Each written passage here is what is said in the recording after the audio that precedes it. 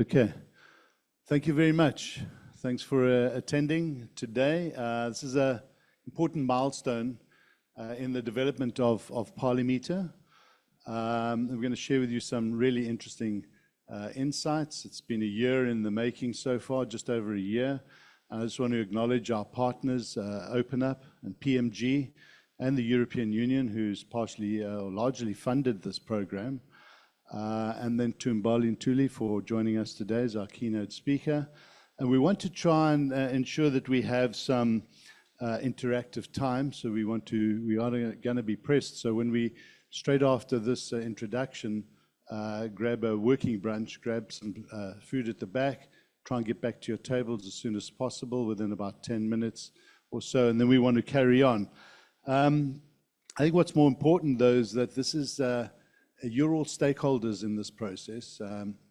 Important for us is also Parliament themselves, the administration team, and Dr. Gabriel and his team are, for us, this having Parliament part of the process, feeding data in, it becomes more meaningful to all players when that starts to happen.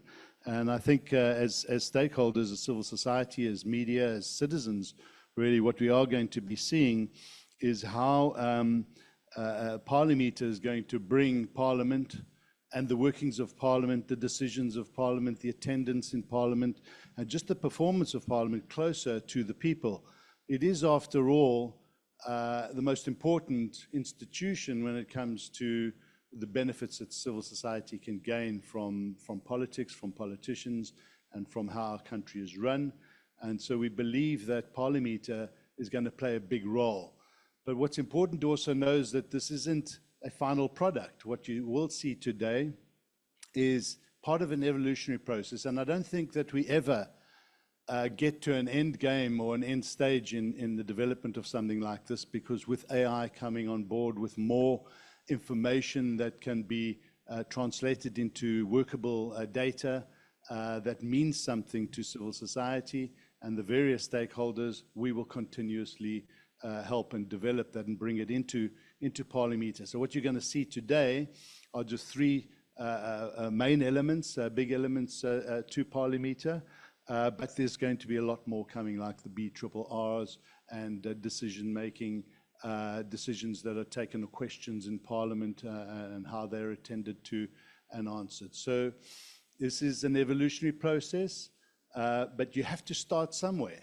And after a year of working and developing and having lots of debates and engaging with various stakeholders to find out how they see what we've done so far, it's been very, very interesting in getting here. And it's not an exact science, and there's always going to be different views as to how we interpret this type of information. And it's work in progress, as I said. So again, thanks everybody. Thanks to the outer team for putting this together. Stefanie Fick, who heads up our accountability division, and the director at OUTA, and her team in the Parliament precinct here in Cape Town. We've had this office here for about 6 years now, and it's working very well under Dr. Rachel Fisher. Thank you, Rachel, for all your engagements. But to everybody here, I really hope you find today's session interesting. So I'm going to stop there, and I'm going to say, please grab what you want, juice, some food, some coffee. We're going to take this break for about 10 minutes max, please. We want to get going as soon as possible. Thanks again for your attendance. All right, all our guests, I hope you are enjoying your breakfast. You got enough coffee, juice, or tea, whatever that keeps you happy, caffeinated, and awake on this Thursday morning. Thank you all once again for joining us today for this launch. We're very happy to have you here. And if you don't enjoy it, at least you got food. And if all else fails, you're going to go back home or going back to your offices and be using this tool of ours. But without further ado, we do have a keynote speaker, but I just want to have as a personal reflection, you know, that growing up or being a member of the youth, although I don't count as youth anymore, it's not that often that you get to see in public spaces somebody that you admire and look up to that is a voice and a presence for the youth of South Africa, and particularly women. So we are very lucky and honored to have Mbali Ntuli be here with us today to facilitate and give the keynote. Mabali is the CEO and founder of the Groundwork Collective, which is a community development initiative that focuses on food security, water issues, citizen education, as well as social entrepreneurship. When we speak about ParliMeter and the oversight of Parliament, this lady knows a lot about Parliament. She's got extensive portfolio committee experience, more than 15 years within Parliament and politics itself, and she was the youngest person to challenge the leadership of a party, the former opposition party of South Africa. You're very welcome. Thank you so much, Mabali.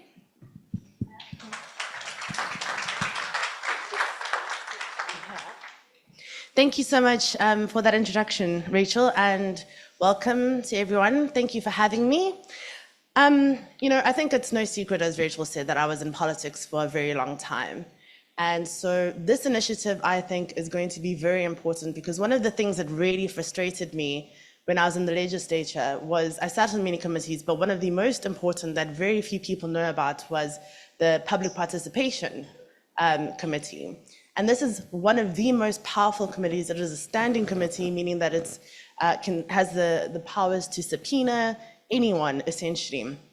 And any member of the public is welcome to actually put any kind of issue to that committee and have it resolved. And I'm talking everything from, a really old lady whose husband was trying to take away her house. As long as it's not already in the courts, you can take it to that particular committee. And I would go around in communities and I would tell people whether they had water issues or whatever kind of issues that they could take it there because that committee actually had to make sure that those people had some kind of resolution. I'm not saying that other committees don't, but that was a very focal point of it. And yet when you ask the average South African whether they know about that particular committee, most people say no. And this is one of the problems that we have in our country is that we are in the crisis that we are in because so much of our populace actually isn't well educated on the civics and political systems that exist. We have one of the most participatory democracies on paper. We have the legislation that allows us to be a part of decision making at every single step. And yet as citizens, we really haven't been taking that opportunity. And it's no wonder when only 58% of us go out to vote that we have the crisis that we have. We were all worried about the budget speech, but it's a direct result of us not participating in our democracy. And so I think the Parliamentary comes at an excellent time in our country's growing and ever-changing democracy, because I think now that the psychological barrier has been broken on believing that you can have one party that can be dominant for so long, finally, as South Africans, I think we see that there's actually a lot of power in not just us voting, but really participating. But it's one thing to say that people must participate. It's another for them to actually feel as though they have the information and the access to be able to understand what's actually happening. So I think increasingly we're going to see, I think, not just from OUTA and Open Up and the Parliamentary Monitoring Group, but from all organizations, including the one that I run, more ways to make sure that citizens can actually access this information in a way that is easy because nobody has time to digest reams and reams of legislation or watch committee meetings. But we know that we have to hold our public representatives accountable. So I think that the launch of this particular tool is going to be very important for the average South African to understand what their public representatives are doing, and more importantly, to then be able to put pressure on those political parties or those public representatives. Because our democracy, and any democracy, is not strong because you have great politicians. In fact, usually you don't. Democracy becomes strong because you have citizens that are able to hold those politicians accountable and put real pressure on them. And I think for a long time in South Africa, in the last 30 years, we've really left it up to political parties to set the agenda.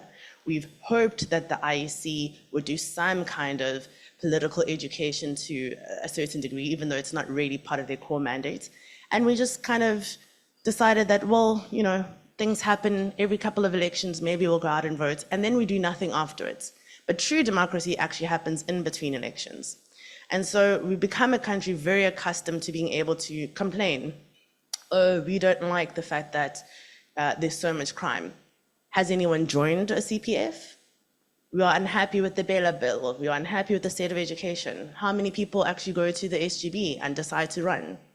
I don't like potholes outside. My water pipe is burst, the verge is uncut, there's no indigenous trees in this neighborhood. Did you take part in the IDP process? These are all things that exist and need us to actually put our comments to the people that we have entrusted to run, whether it's the municipality, the province, or our national parliament. But if we are not taking part of it, then of course they're going to continue to act with impunity. And so I often ask people, how many of you are happy with the NHI bill as it currently stands in this room? By show of hands. Nobody. Did you understand the question then? How many of you are happy with the NHI bill as it stands? Okay, none. How many of you went to any of the hearings around the NHI? One. How many of you wrote any comments towards what you think? 4. In a room of maybe, 50 people. And yet everyone here is unhappy, but only 4 people wrote in comments and only 1 person attended the hearing. The NHI bill has been on the agenda in our country for the past 17 years. That's how long it's been happening. We're only outraged now that it's basically about to start. And in fact, I think we're actually in the second phase of what it's intended to be. And so even in this room, which I know is full of people that actually do a lot of this kind of work, you can see the kind of crisis that we have in our country. Our civic education, and particularly our participation, is the reason that we have the crisis that we have. And if the people in this room haven't even participated in a bill that is directly going to affect their lives, and I think most of you seem to be middle class, so I have no doubt that you have medical aid, who was supposed to make the comments about your unhappiness to the government? Who were you hoping would tell them that you were unhappy with the way that the bill was structured? Your medical aid. And do you think that your medical aid has your best interests or its best interests? And so you've basically outsourced the power that you have to participate and make things the way you want it to be by hoping that your medical aid is going to do it for you. And of course, you're going to pay them and you think that that will protect you. But actually, it's all the other people that bothered to do it, and some of them without the best intentions, who actually went and did it. And so this is the same for every single bill, act of legislation in our country. And like I said, this is not to make anyone feel bad. I think we're all overwhelmed with the constant news cycle of everything that's happening. But if we're not going to make sure that we are citizens who are active and who understand the political system, we will always be outsiders, we will always feel powerless, and we'll always complain about politicians doing what they want. And quite frankly, as a politician in my past life, had I been a bad one, I wouldn't care, because what are you going to do? How do you even remove a politician in this country? I mean, there actually are ways. We are at the mercy of a party political system, which is a closed list system.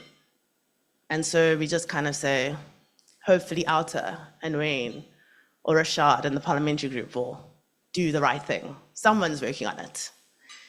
And everyone thinks everyone else is working on it, and then no one's working on it except the parliamentarians. And so this is where we are.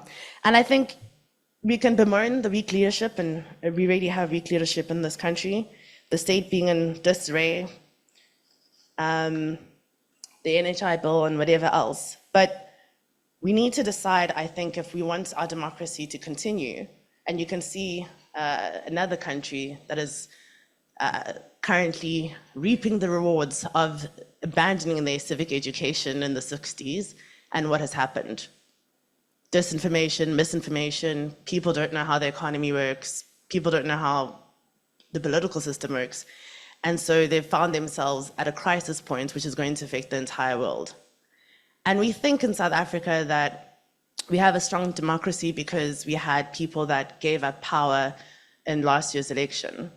Sure, that's something to be said, but I think the real litmus test will be in 2029, not when a party has 40% and can kind of cobble together a grand coalition or a GNU, whichever word you prefer, but actually when we have all the parties at below 35%, because then you'll see whether or not our democracy can actually stand. And if we get to 2029 and we haven't participated in the electoral reform panel that's currently happening now, we're going to wake up in 2029 with a completely new way of how our political system is going to work, one of the recommendations from that panel, from the hearings that the panel has been hearing, is that people want to have a first past the post system in this country. And what that means is that you'll probably only have two parties that are actually going to be able to have constituencies. So our lack of participation is going to result in us waking up in a fundamentally different country in 2029 if we are not serious. The same with the Municipal Structures Act, and that's going to affect the local government elections which are coming up. Potentially we could see thresholds, potentially we could see the wiping out of probably 16 parties if the threshold as is being recommended stands. No motions of no confidence in mayors, municipal managers having to report politically, all kinds of things are in that proposed legislation. And again, that election is in 20 months' time. And yet very few people are talking about that particular agenda.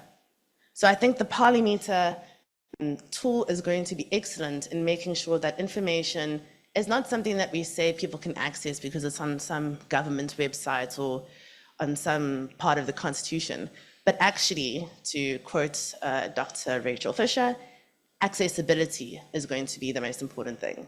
It's one thing to say the information's there, it's another to say, here's an easy way that we've made it so that you can understand what's happening in our political system. What are your parliamentarians doing? Do they attend committees? What kind of bills are they putting through? So that you can have in real time the ability to respond as citizens. It's important, it's crucial, and these are the kinds of things that I think, particularly with technology, are really going to equalize the system in our country of making sure that as citizens, we finally have a way to really be informed and to take some kind of action. Because I don't doubt that most South Africans are patriotic. I don't doubt that we don't care about our country, but we do need help, all of us, to make sure that we actually understand what's going on and what we can do about it. And so I hope that just with the people in this room, it's already going to be something that you start using in your work. Certainly with our work, we registered close to 10% of the people that voted in the last elections and also then protected the elections with over 3,000 observers. Those are all people that we continue to engage with. And I think that this is the next step in making sure that they have had their civic courses that we give them, but can also now practically have a tool that will show them what our parliamentarians are doing. So thank you for having me. I think that there's a lot of work that we all have to do towards 2029. I think that it's exciting that we're in this particular era, and that we need to take the chaos that is happening and create opportunity for us to be able to make sure that Parliament and politicians no longer have the final say without us being involved. And so I'm excited, and I want to say congratulations to Open Up and to the Parliamentary Monitoring Group, and of course to Alta for the work that they've done. I think it's incredible, and it's a great service to our country that some people really care about this kind of work. And to the people that are in the media here, I think it's more important than ever that you really are going to be able to distill the kind of information from this particular tool and others to citizens, because disinformation and misinformation is becoming more and more prevalent even in our society, and we need to fight it with facts and real data. And I think that this is going to be an incredible tool for you to be able to use. So thank you very much. I don't want to take up too much time. And thanks. I've actually lost my program. Okay. So that was me, but I'm going to now call on the people that have actually created this just to give us a little bit more insight into what the ParliMeter tool is, what it does, and what we can expect. And so I'm going to call up Sean Russell, Dirk Miakata, and Gabriella Rosano. They are from Open Up, and they're going to really explain and unlock all the parliamentary data and what the function really is of ParliMeter. I think they're also the tech people, so it will be great to hear from you and not from me on that kind of aspect. Right.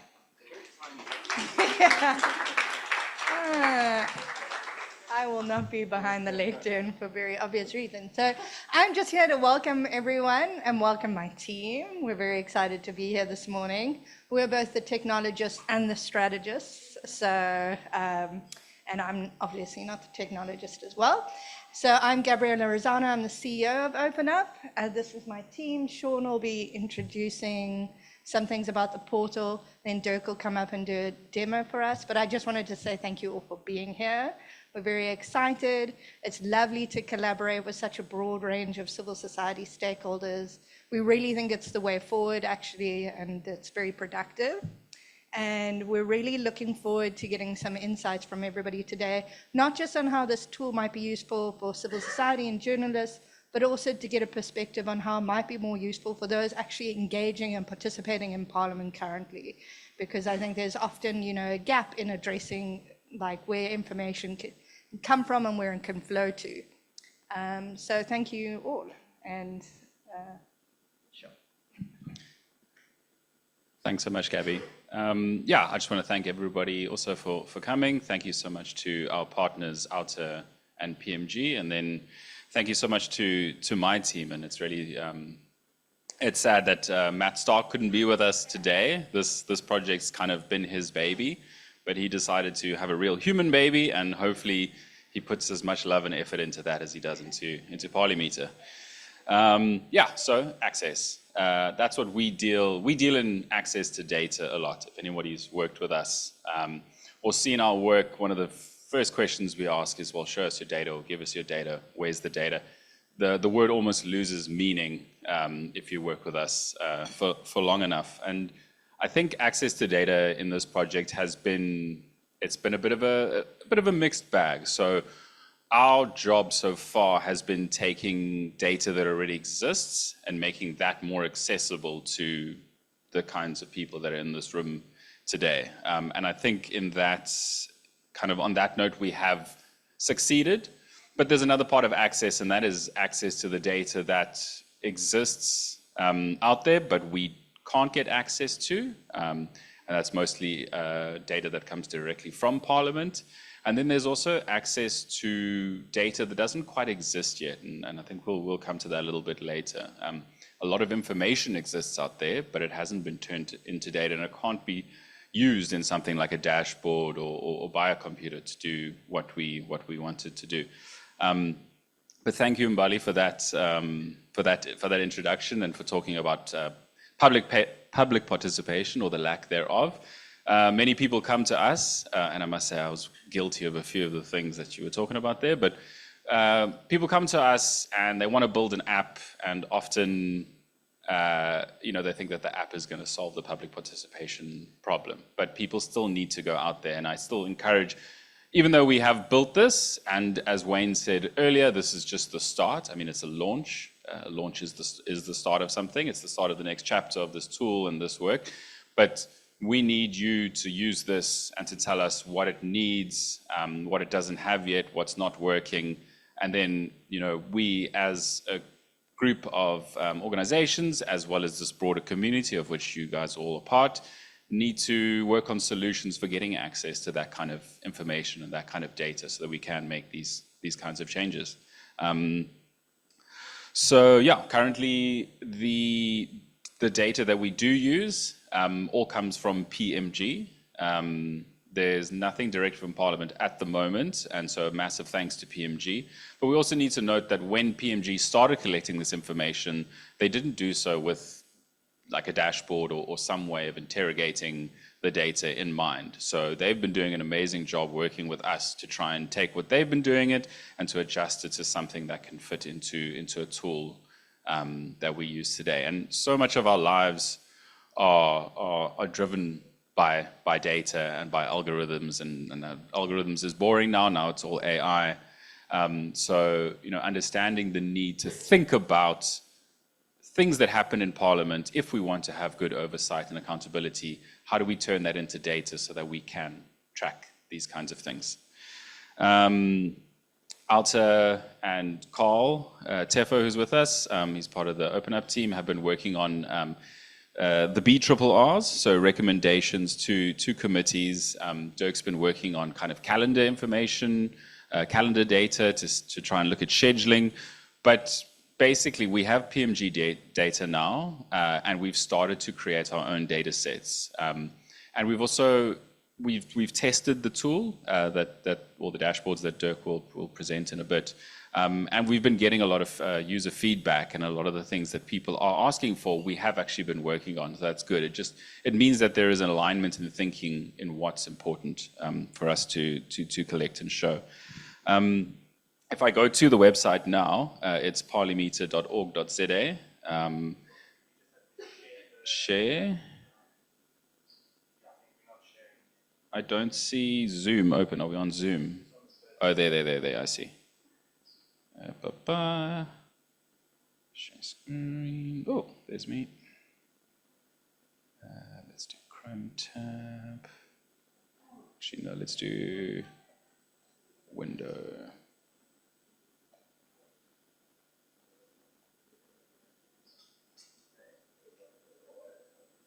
Okay, so share there. Okay, great. Yeah, so this is ParliMeter. This is the website. Dirk will go through the dashboards a little bit later. But this is your kind of entry into this world. There is an about page where you can learn more about what we're doing. I know PMG and Alta will speak to that a little bit later. We also have a blog, which is kind of going to be divided into two different sections. One's going to be more of your blog and articles and kind of getting information out there. And the other part is going to be what we call data stories. So a little bit longer kind of case studies into the information that we have been collecting. As you can see here, we've got four wonderful stories. One's about collecting better data, a lot of what I've been talking about. We've made some recommendations. There is a recommendation page on here, and we encourage people to look at that and to give their own input into that. You know, what can we then petition or go to Parliament to get from them, or what information can we find or collect or create ourselves? What goes into parliamentary monitoring behind the scenes, a wonderful article by PMG on how they actually do the work, how the people right at the coalface of this information collection are doing their jobs, and understanding how they do that makes our lives, it has made our lives a lot easier when it comes to kind of the technical stuff. Nothing to declare, the illusion of transparency in South Africa's parliamentary disclosures, a really nice and quite fun article by Dirk on the lack of transparency, I guess, in parliamentary disclosures. And then I mentioned earlier that BRRR's tracking progress. And this is more of a data story than I guess like a normal blog, but this gives you a great insight into the kind of technical and data issues or challenges that we've been having. And I think going through these articles will be super helpful for anyone who wants to engage with the dashboard and kind of see things from our perspective and how you guys can kind of be involved and request information from us. There's also a bunch of ways to contact us. Sign up to the newsletter, become a user tester, which is also super helpful. And then, as I mentioned, the recommendations page has a bunch of recommendations here of what would be useful moving forward. So yeah, we are all about access, trying to give people access to Parliament and parliamentary data for oversight and accountability reasons, but also getting access to data is really, really important for us. Yeah, I think that's pretty much all I want to talk about. So Dirk, if you would take us through the dashboards. Thanks, Sean. Hi, everybody. Yeah, just to follow up also on what Sean said there. So one of the things, obviously, that the ParliMeter is trying to do, or what we as three organizations coming together, Outer, PMG, and Open Up, coming together to work on this, is we are trying to see what is available, what does Parliament give us, what is out there, and what could one potentially pull together for some form of oversight, and also, I think, insight, because it is also insight to demystify the processes of Parliament and actually what goes on and so on. And it is actually through working with Outer and PMG where actually we learn actually where the gaps have been. PMG, of course, PMG had its anniversary, 25th anniversary last year, and has been the only place that have been doing the monitoring of Parliament over the last 25 years, and they've done a tremendous job. But it is also only when we try and take that data and do something different with it and try and get insight from it, rather than just in terms of monitoring or documenting, that we actually see, okay, this could have potentially been done in a certain different way, or perhaps going forward, we might want to look at this, or what if we look at a different part of attendance or committees or BRRRs or something like that. So this has been very much a learning process for all of us, and I think we are constantly, for us in this process and with everyone else, using the tools and perhaps seeing where gaps are, and hopefully this actually in some ways brings up more questions than it does answers, but also helps in the process to demystify some of the workings of Parliament. So it is my pleasure to actually also show you kind of what we have been doing here. So obviously Sean has now shown us the ParliMeter website, which you are all welcome to have a look at now. We have the main sort of function here, which is the dashboards. And at the moment there are 3 dashboards. So if we go to the dashboards, the first thing we would find is the Parliamentary Overview dashboard. And as you can see, we've got a big banner there at the top that says very clearly that this dashboard is under development. You are the first people to see this, and the data is subject to change. So throughout all of this, working with Parliament's data, all our data comes from PMG. PMG does an amazing work at collecting attendance, and being in committee meetings. They've got monitors in every committee meeting, and they're taking attendance, they're taking minutes, etc. And we try and extract the data from that. But there are sometimes gaps, not necessarily from PMG sides, but there's also things where Parliament changes meetings, etc. It's actually, it's very hard to get, what we ultimately want is structured data. We want basically spreadsheets. That's the kind of thing we like. We get very excited about spreadsheets that open up and so on, but we don't. Actually, Parliament loves a Word document and so on, and a Word document's not something we like very much, actually. So anyway, we are trying to find ways where we can turn Word documents into Excel spreadsheets or something like that.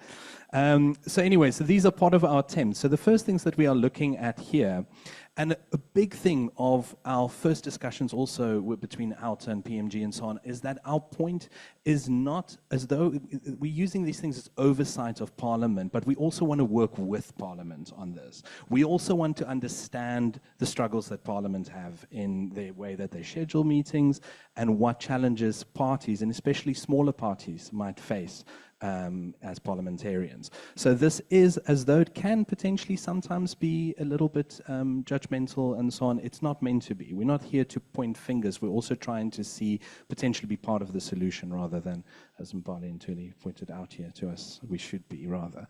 Okay, so the first thing we've got here on our overview as well is we are looking at the scheduling of committee meetings. So this data is coming from PMG.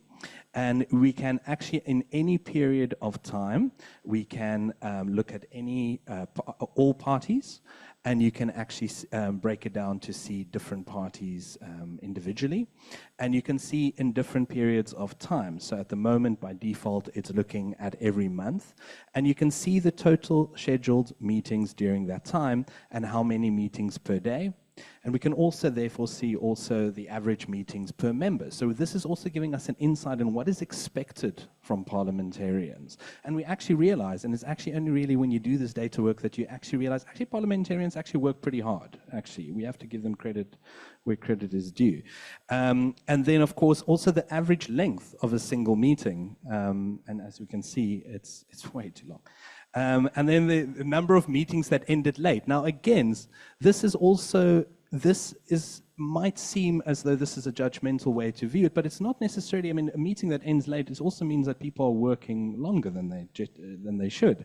But what we're really trying to get to here is scheduling and what is expected of parliamentarians. And if we want our committees, and as we know that real kind of the governance really happens in committees, that's where all these things the important things happen. And if we expect parties to be participating in committees and making valuable contributions to committees, we also have to look at what is expected of them and can they. And of course, what we find is obviously that smaller parties, as have always been pointed out by PMG as well, actually have a much harder job of it. So you can see, for instance, if we look here, if we go back here to, let's look, for instance, at November. So you can see here in November, there were 122 scheduled meetings. And if we would, the average kind of meetings per member. Now, if we would take a party, and we put the party here, and we take the ANC, for instance, now, of course, the ANC has got 161 members. So for them, they can actually have a representative in every committee. So there's actually DAs as well, matches pretty much exactly the amount of committee meetings and so on. But if we look at a smaller party, and I'm just going to take one here, let's take the PAC, for instance, you can actually see that, I mean, for them, I mean, they're obviously not, but they can't be in that many meetings. They don't have enough people to actually attend these meetings. So what we also further see here, we've got here average meetings per committee, which is also useful to also just get a sense of which committees are the most active, and I think that could potentially be very useful, and you'll see that also change over time as the debate or the topics of the moment actually change. Scheduled meetings that overlapped. Again, this is just to get an idea of scheduling, calendar, and so on, and ultimately our hope is that we can help Parliament in some way find ways to make this better. That might be a bit audacious of us, but okay. And then, of course, here we've got overall committee attendance, committees with the best attendance, committees ordered by parties, ordered by meetings attended. And again, not very fair to small parties. You know, this is, and so everywhere on the system, whenever we've got a small party, when we view a small party, you'll have a little thing that pops up here that actually says there's a small party disclaimer here, that it's not quite fair to say that a small party is supposed to be in every meeting, which is much easier for the bigger parties. And then, of course, members ordered by the meetings attended. And then down here, which is quite nice, is the activities of the members, which, of course, is the written questions. We are working currently on trying to get the oral questions as well. So this comes down again to a lot of processes in Parliament, because it means parsing of Hansards, and we're getting back to our issue of Word documents and PDFs, and we like CSVs and spreadsheets, and Parliament doesn't, and so on. So we are trying to work with these things and trying to extract meaningful data. But what we can see here, so the problem at the moment with written questions is that, unfortunately, the way that PMG has access to it, and we have access to it, is that we only see a written question if it has an answer to it. So we're not seeing those ones sitting in the inbox, which is actually potentially more interesting to know what isn't being answered at the moment. But this still gives us an interesting insight into kind of what is the topics at the moment. So you'll see from month to month, if you change, then you'll see suddenly there's a lot of questions to Minister of Police, etc., and so on. So it also depends on what is currently happening and so on. So that is kind of where we are with the overview dashboard. I recommend everyone play around with it. Then we have the attendance tracker. Now, this is the overall recorded meeting attendance, and this is for every member of Parliament. For the 7th Parliament, we've kind of limited it to the 7th Parliament. We're basically taking our ParliMeter. We've actually got data going back for 6th Parliament, etc., for 25 years worth of data. So there is actually, we can add more and so on, and in some cases we do, like with the bills and so on, but we also felt, let's do it from now. Let's say this is where we start with this project, and let's see what the 7th Parliament is and how it performs. So here you can actually see the attendance for every member, and you can also filter it by different committees.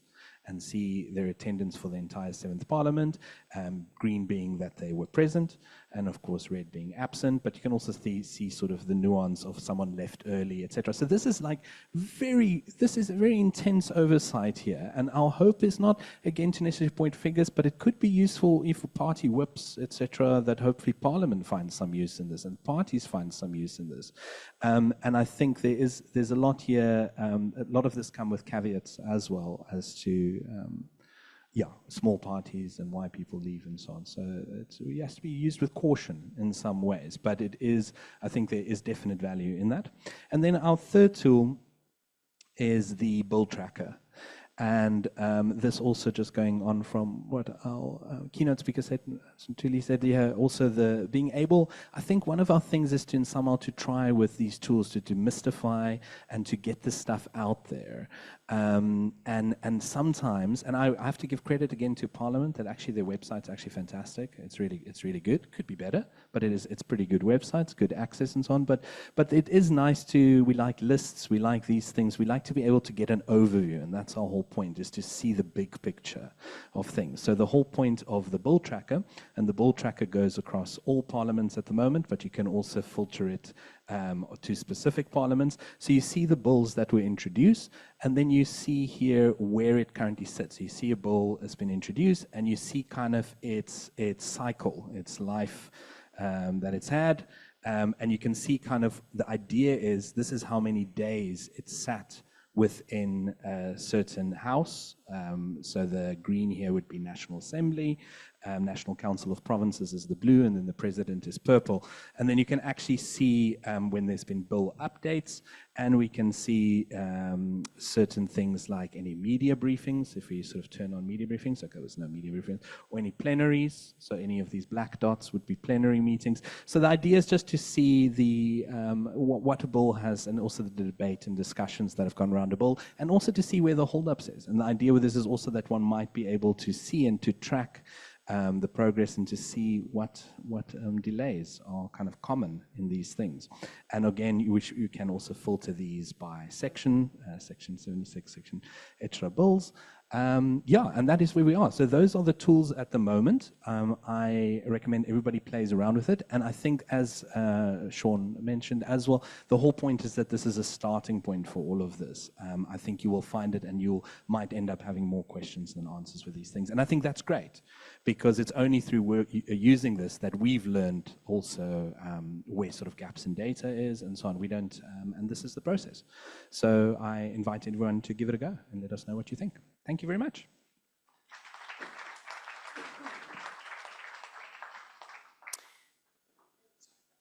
Thank you so much for that. I think this is very, very interesting. The nerd in me is very exciting. Please can you just put that up again? Oh, it's gone. Are you able to put it up from there?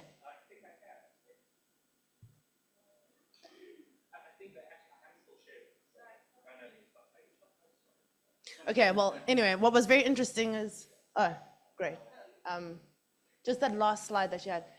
That Municipal Structures Act that I was telling you about, which is going to affect our next elections, is this one here, which is very interesting. And I would say, particularly for the media, to really watch that, because right now, clearly, not much is happening. And then we're going to have the same kind of situation as we had with the last election, where suddenly you have to have that quickly rush through, whether it was an independence or signatures or whatever the issue was. And this one is going to have a very, very big, consequences for us. And I think it's interesting that that's where it is. So I think that this is going to be a really excellent tool, because I can already see that I've been wondering what's happening with that. And it clearly hasn't gone anywhere. So thank you. I think you were quite generous about how long meetings mean lots of work is happening. Usually it's because people haven't read the agenda or people are fighting. But it's going to be great to have this information. I think it's going to be very helpful, even just for an ordinary person to know. I love that you also have the questions. And I think, again, people probably aren't aware. You can ask an MP to ask a question on your behalf. So South Africans, I feel, again, don't actually know that. So maybe this tool will be the kind of tool that people can actually start seeing what were the questions, why were they asking, and then get them to ask for more questions. So that's really great. And I think during the panel, I think there's more questions that myself and other people will have. So that's really good. I can guarantee you that my former party is basically going to love this because they're going to make sure that they use it in people's KPIs. So they love a good spreadsheet too. So that's going to be great. So I would like to now call up Khalib from Parliamentary Monitoring Group. I think we're all very familiar with the work that PMG has been doing. It's always been a tool that I found very useful, in particular to see what's been happening. I think the work that your organization has done has been incredible.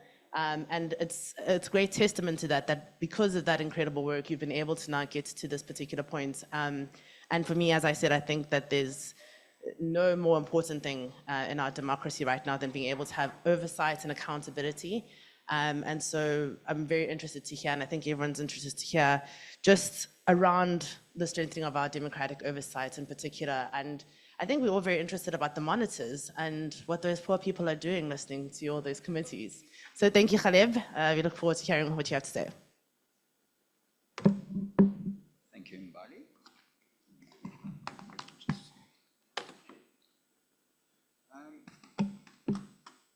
Yeah, good morning, everyone. Thank you for that lovely introduction. We are the old fogey in the house, right? We've been around for 30 years. As PMG, the website's 26 years old now. And it's been an interesting couple of a month or so watching how democracy kind of crumbles across the oceans. And I think there's almost a salutary message for us sitting in Africa about why it's important to protect democracy. And so if things can go so horribly wrong, and a legislature is not coming to the party at all, for example, then what kind of citizen action is needed? And that, I think, is the backdrop for even something like a ParliMeter tool. All right. So I've called this informed consent, and maybe start with our backstory, our origin story. PMG, for those of you who don't know PMG, started as a partnership between 3 activist organizations, essentially. And I think that's really important, is that in our DNA is this notion that if you want to go fast, go alone, but if you want to go far, then you have to do that with others. And so for us, the notion of partnership is really important. The intention was always and has always been to deliver independent, impartial, consistently precise and timely information. And we have Gail Moosman to thank for that. She instilled these quality checks in the information gathering and reporting that I think is the backbone of the work that PMG does. And so the point was made before that it's not just about information that we must have, but it must be quality information. And so I think that's another important point that I want to just make. It's about the operations of Parliament and the activities of Parliament. So what's happening there, and as has been said before, in terms of the core business of Parliament, which is happening in its committees. Because we started out doing that initially with only a handful of committees and now all of them, we're the only organization in Africa doing that. And I'm finding that more and more interesting. So civil society may have access to the Hansard and what's happening in the House, but access to committees where the real discussions and debates are happening, that's a tall order. And so I think as South Africa, we're actually quite lucky that we have access to that and that we're able to now also evaluate the work of MPs and political parties in doing that work. Are we getting the most bang for our bucks? Right? And PMG was set up and I think this is also important, to facilitate more meaningful engagement with Parliament, between Parliament and civil society. So these three organizations set up writing the minutes and getting the records out of Parliament, but in order to do advocacy. It wasn't access to information for access sake, right? And so pretty soon, the information also didn't stay with us, we did share it, and that's where the website then comes in. Yeah, so, but we're a work in progress. Democracy is a work in progress. This last election really was an answer to what democracy does South Africa want now for the next generation after 30 years, right? So we had an idea of what it might look like in 1994, but in 2024, going forward, what does that look like? So democracy is an evolving thing, and reporting on Parliament and the working has also evolved over time. It started out manual. You guys would have hated that. And eventually it's now moved into digital, where we have over 31,000 records of committee meetings that we've recorded over 26 years. It's the minutes, it's the submissions, it's the audios, the links to the video recordings now. There's some tracking tools, legacy reports. So there's a lot of information.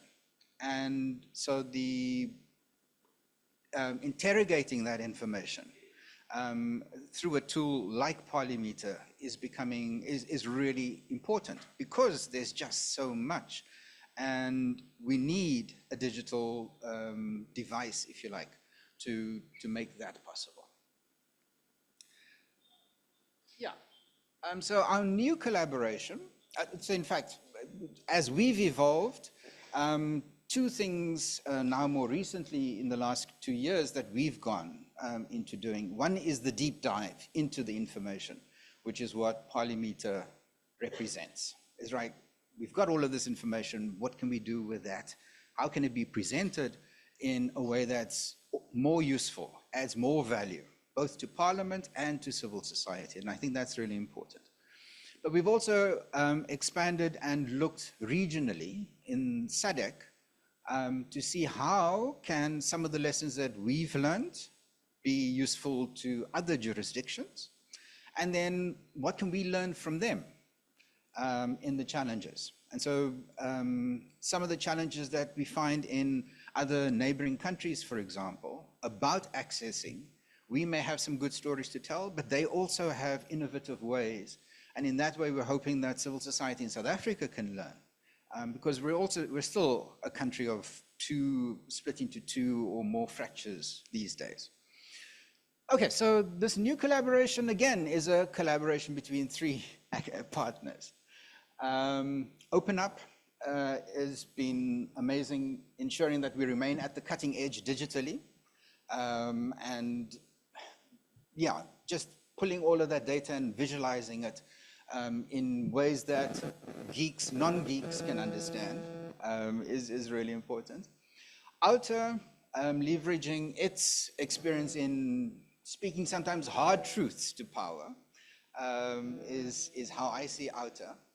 And that's really important at the other end of the trajectory, which is we gather data and information, but it's the wiser action that's really important. So how can we make that really meaningful? And then PMG is about accessing the data and insights. And this project we see anyway as enabling stakeholders to engage with each other and to engage decision makers, really importantly, in a more meaningful manner.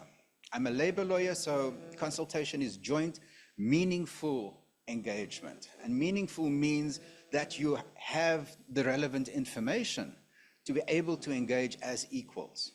And that's, I think, certainly from PMG side, but all three partners is wanting to make as good information available to people so that we are able to engage as equals, not hierarchically.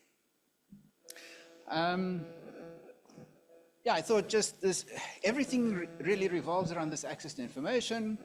And one of my colleagues at Right to Know passed away earlier this year, and he always quoted this Emil Cabral quote: "Hide nothing from the masses of our people, tell no lies, expose lies whenever they are told, mask no difficulties, mistakes or failures, claim no easy victories." And it feels like that's a really important lesson to remember, even in this time, when our political landscape is so fluid. You know, there are all sorts of influences on the space. Access to information is a fundamental right, right? But it's for us, the gateway right to a participatory democracy that's in the promise in the preamble to the Constitution. Because this is not meant to be only a representative democracy, which is where we've kind of stalled. This is meant to be a participatory democracy. But in order to be able to participate fully and properly, we need to know what's going on. And we need to know how are decisions made. And so access to information, this right that we have claimed, allows citizens to monitor, intervene, participate in those parliamentary processes, and to scrutinize decision-making and hold everyone to account. But quality and availability of information are the two important principles. Because garbage in, garbage out, is something that a nod to the techies. So it's really important for us. But access to information is not the be-all and end-all. It doesn't end there. Access is important because it leads to informed decision-making. Quality information leads to better informed decisions. If you have accurate and accessible information, everyone understands the policies. And that's one of the big challenges. And if you're a small political party in parliament and you are thinly spread and you can't make it to all the meetings that you have an interest in, you need to be able to access the information so that even in the downtime, you are able to bring yourself up to speed. So for those small parties in particular, this would be really important, and having access to that. It leads hopefully to enhanced public participation, because an informed public hopefully will get off its butt and engage, right, and become active. It was really interesting watching Piers Morgan. Should I even admit to that? But it was watching the Doge train wreck happening, right? And one of the participants was saying, you know, Doge has revealed all of this information about how USAID has been spending money on funny things, right? And the other person says, but that information has been available all the time on the website, if you bothered to go and look, right? And so it was quite an important, it was an aspect that Mbali also touched on, which is the information may be out there, but you don't know where it is, first of all, and you haven't bothered to ask the question, okay? So what we're trying to do is to take that further step, which is provide a space where you can find information. The impetus to actually go and find the information, that's something else, and need lots of civic education in order to make that happen. And then monitoring and oversight. You can't do oversight if you don't have quality information. And again, Doge showed us that, right? And having to walk back a lot of these sort of assumptions that they've made, and savings that they've made even. So, so really important that in the background, what we do is we're able to track the information and hopefully through that engender greater accountability. One of the other purposes, I guess, of greater information is to re-engender trust.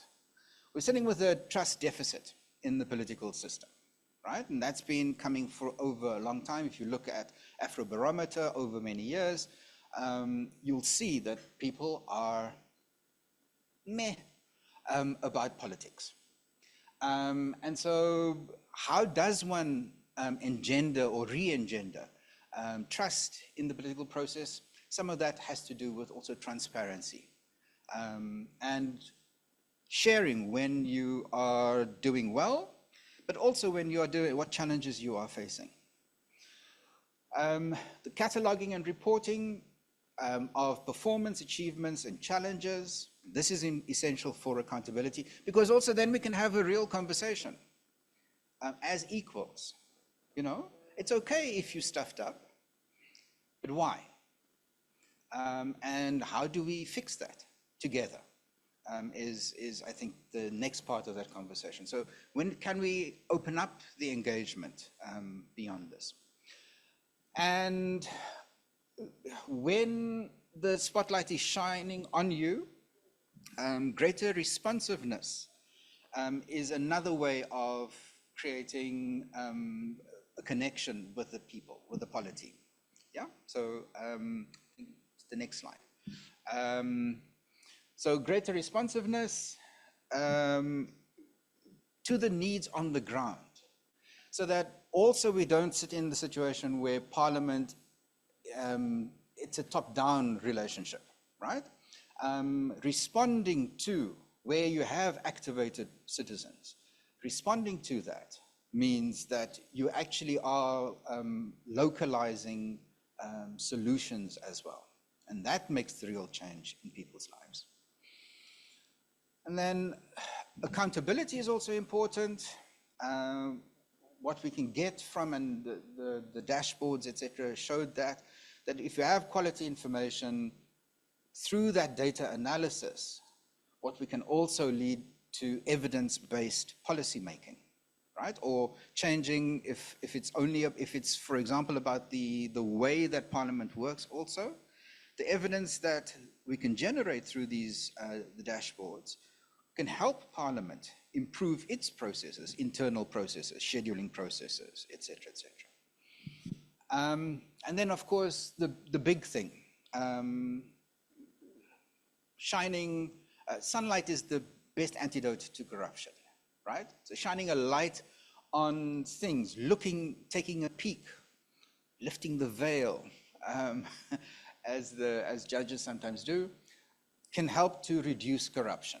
And we had an example of that. A billion rand commission also looked at Parliament, right? And came and looked at the records that we house to see how Parliament had done or not.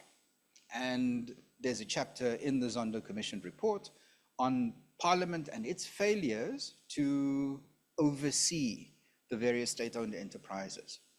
But it also struck me that one of the things with all of the agitation, wearing other hats of Zuma must fall, remember all of that very exciting times and big marches and whatnot?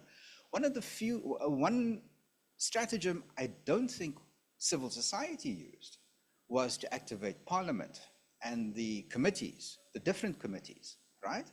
And raise these questions around state capture and grand corruption with the parliamentary caucuses in order for them to hold directors general and ministers and whatnot accountable.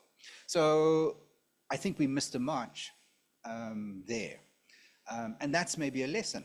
But now we've got the Zondo Commission report, their recommendations, Parliament is acting on those. And I think given that some space is being created, also civil society should step into that. And then the legal ubi ius, ibi remedium, where there's a law, a right to access to information, there must be some kind of remedy or mechanisms. And so the right to access to information depends on the laws that give it meaning. And many of you in the room have been involved in legislative reform around many of the access to information laws. But it also depends on the institutions and making sure that those institutions can give that right to access to information teeth. And then the processes must enable people to exercise that right. So that's the backdrop against which, so one of the things hopefully that these different tools will do is to help strengthen the framework, the legislative and policy framework, but also strengthen the institutions, Parliament being one of them, to make sure that it doesn't fall asleep again at the wheel. All right, in conclusion, I'm nearly done. So there's a movement from data, the raw data, transforming that into information, and from that information, doing some of the analytical work that is done in the backdrop, coming to insights. And we could stop there, but actually those insights that we gather must move us to wiser action. And I think that's, for me, the really important trajectory. So our democracy is evolving. Good access to good quality information is crucial. Intelligent, rigorous analysis is crucial to transform that data and information into wiser action. And ultimately, this is about how can Parliament fulfill its mandate. That's really what this is about. And this is about us being a partner with Parliament in helping to fulfill its mandate better. And how can civil society be strengthened to be an equal partner in that process? So, ladies and gentlemen, I give you ParliMeter.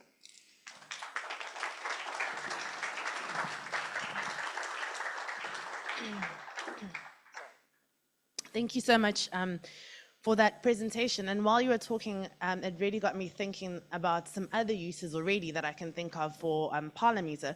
One of them is obviously going to be many of our politicians campaigned on various agendas. They had their manifestos. How many of you actually read all of the manifestos? Show of hands.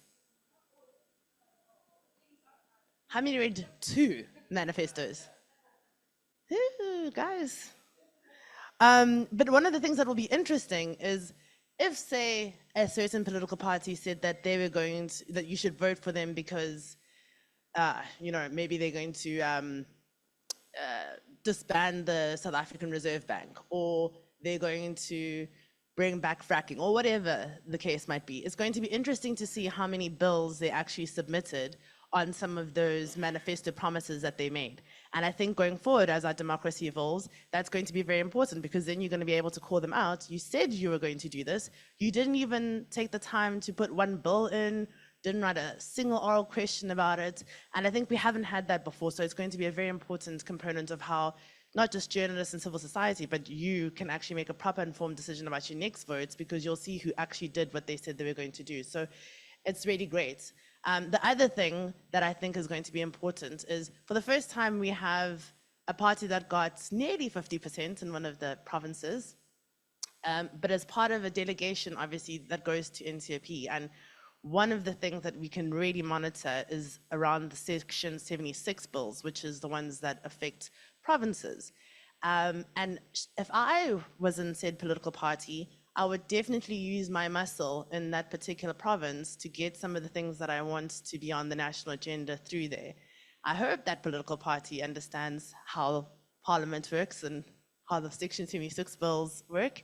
So far, it's not looking like that, but it's only been about a year, so maybe things will happen. But again, that's going to be very exciting, because for the first time, we actually have 2 political parties that have, or one political party has a majority in one province, and in another province, it's precarious, but that means that they could actually do some stuff through Section 76 if they actually want to work.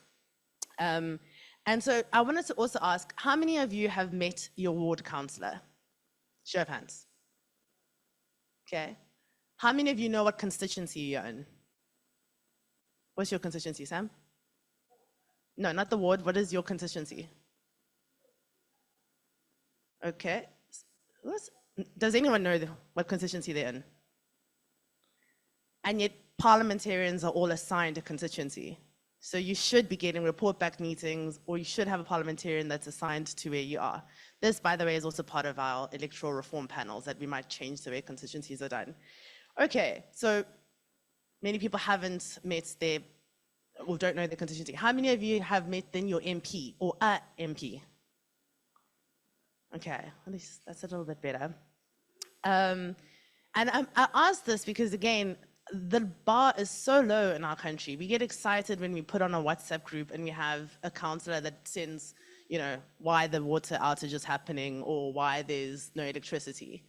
And so we also really have to, I think, deeply reflect on our real life interaction with our parliamentarians and our councillors.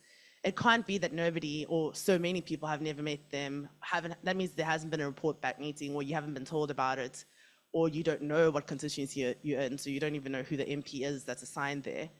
But I will say that one of the groups that really takes this kind of information and the idea of being able to hold politicians to account is obviously OUTA. I think they've gotten us a great service in the country. We'll all remember that we had some tolling that was going to happen. And I think it's one of the greatest successes of advocating, using our legislation and using public participation to get something done. And there's many examples that they've done this over the last couple of years. And it's hard work, it's very demanding. You can imagine how hard it is to get in touch with some of these MPs and constituents, and to really get some of these things through Parliament, especially if you aren't in Parliament. So, I mean, the next person I'm going to introduce doesn't really need much of an introduction. He was at the forefront of fighting for that tolling saga. I don't know about you guys, but I'm feeling very poor right now. I can't afford a VAT increase. And so I love the work that they've also done by actually giving the government a way to actually find 500 billion in the current situation that we're in. And maybe they could take, I don't know what Enoch's thinking, but hopefully he'll look into that. And I'm glad that OUTA does that kind of work, because they've basically given the government how they could save the money that they are hoping to tax us further for. And then I lost my, and so I lost my wallet yesterday in the airplane with my driver's license and my cards and everything. And the thing that I really was bummed about was having to go and get a new driver's license. And so I can also say very happily, thank you, OUTA, with your recent success of actually making sure that we are going to not have that card machine scandal happening. And hopefully we can get better access to that going forward, and for saving us nearly 900 million in that particular thing. So there's a lot of work that's happening behind the scenes. And I think that this is one organization that is a great example of being able to taking a tool like ParliMeter and really using the data to really make sure that our government does a lot. Wayne is obviously the CEO of OUTA. Thank you for being with us today. But I know that Dr. Rachel Fisher is going to actually be doing the presentation. Rachel, I think I met you 2 years ago, and I was very impressed with you too. So it's really great to see you again. And I think we're all looking forward just about hearing more about how we can really empower citizens and use some of these tools going forward. Thanks.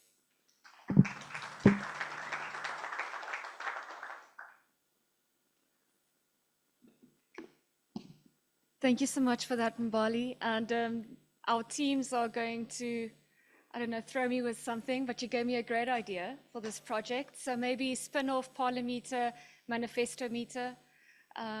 I can already see the designs, the slogans, the colors. Click here for more. All right, so in case you were wondering, I'm actually not seeing many laptops open, which is great, which means people are sitting and listening and focusing on what it is we are saying. but you can access ParliMeter by www.parlimeter.org. But we also got a couple other domains, such as co.za, org.za, and .com. So we made sure we've got those. And just remember maybe Manifesto Meter or Manimeter. I should stop thinking about project ideas. This brings us to why action is so important for us. And you probably have noticed on our banners the access, accountability, and action. And for us as partners with OpenUp and PMG and Alta, we also need to stick and be true to our own principles. If we cannot promote access, accountability, and action, we need to ask ourselves seriously, then why are we doing this? Galip, I really appreciated what you said about Alta, that we speak hard truths. And for us to speak hard truths, it also means that we need robust research and excellent investigative and legislative capacity within Alta.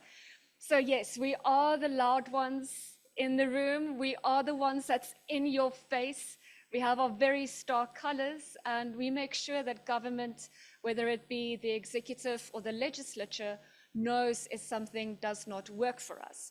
But we can't just go out there and not make sure that we are supported, we've got evidence and research to back up what we are saying, else we are just going to be a noisy bunch, and we can't afford that. So if we're looking at how ParliMeter wants to promote all these lovely principles we've referred to, such as transparency, accountability, even aspects of integrity in dealing with public representatives and servants, and then ourselves as CSOs, we need to make sure that we make available this information in a way that could actually shine light on those concerns or issues or gaps that are appearing. Now, how do we revitalize Parliament as a space for this engagement? Is having ParliMeter in place, but then also using the strengths of our partners such as PMG and OpenUp to bring this to the front. So from our side, we were sitting with this issue a couple of years ago when we opened the Parli office in 2017, roundabout there, and we started with our first Parliamentary Oversight report, or we call it for short, the POR. Now, last year, we published our 6th POR that actually coincided with the 6th and the final year, or the 5th and the final year of the 6th administration of Parliament. Now, this year coming will be the first year that we are doing the POR using ParliMeter's data. So we need to put the proof in the pudding to make sure that the work we are doing here can be utilized in the POR. And what we struggled with back then, if we are looking at oversight of Parliament and scrutiny of Parliament, and then potentially the lack of oversight that Parliament is exacting of the executive, where do we find that information? So yes, Parliament's website is a great resource. There's a lot of information on there. But I heard the golden rule is you shouldn't click more than 3 times to go and access something. And I regularly go and search on Parliament's website, where do I find this record again? Where was this media and press statement? And you need to go through everything and scrolling, which is we are so highly dependent on PMG, and I believe many of us within this space, because they make available the minutes, the recordings, they've got a build tracker, they also have People's Assembly that you can go and search for the MP assigned to your constituency. Bearing in mind, we're not a constituency-based electoral system. So that's a completely different notion for us to consider. But Parliament is complex. Parliament is huge. There are so many members of Parliament for National Assembly, NCOP, thousands of documents. So where do you really start if you want to do the work that we are doing? Here are the issues that we were facing as Alta and then South Africans or South Africa, or citizens of South Africa, that we needed to fight against. We have issues of mistrust. How do we trust those in power if we've been seeing state capture and the results of state capture, knowing that we did not get adequate representation, our rights weren't respected, and our money was floundered? How do we build up that trust? And transparency is an antidote to that, we hope, which will also be then a good thing if we were to have closer collaboration with Parliament, whether national or provincial, to make open various spaces for information to be made available. We regularly refer to the triple scourge in South Africa, also very adequately captured in the National Development Plan. I would like to ask any researchers, civil society organizations, it's 5 years and counting until the NDP 2030. The next national and provincial elections are in 2029. That means those two events are going to take place very close to each other, with lots of money going to be spent on trying to showcase how well we've achieved the NDP. And whoever might succeed in that could be the drawing cards for the election. So yes, it's 5 years from now, but politics also play the long game, and it means we must play the long game, which means we need good data, we need good, robust research, and we need to be visible out there when engaging on this topic. So the triple scourge of poverty, unemployment, and inequality is making information and engagement with Parliament inaccessible. How are you going to worry about using ParliMeter or going to Parliament itself or sitting on YouTube to attend a session if you don't have a mobile device, if you don't have data? Never mind if you might not even be digitally literate, and if you're so lucky, you might not even have electricity. So how do we convey the importance of parliamentary oversight to people that have daily struggles, that don't have a job, that do not have access to funds and education, and that need the support from government? So this is something that also impedes trust and then access with Parliament. Constrained state capture, I want to say enough said. A lot has been said about state capture, but much more must be said about state capture. Many entities such as Open Secrets, and also in collaboration with CASAC, Dan, Parry, that also have their regular Zondo events and the tracking of Zondo recommendations. I believe Open Secrets also has a platform for that.